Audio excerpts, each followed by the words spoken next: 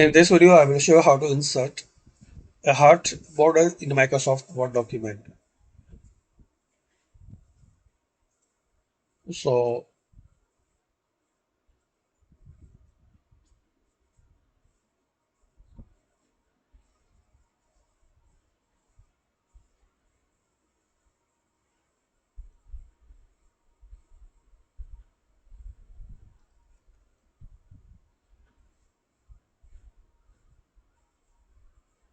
click on this page borders.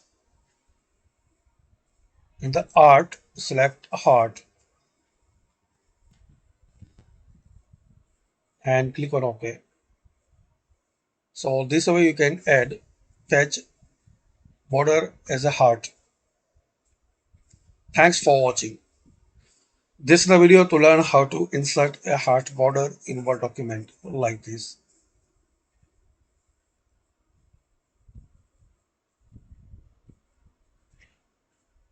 So page layout, page border, and in this art option, select heart. Click on OK. That's it. Thanks for watching.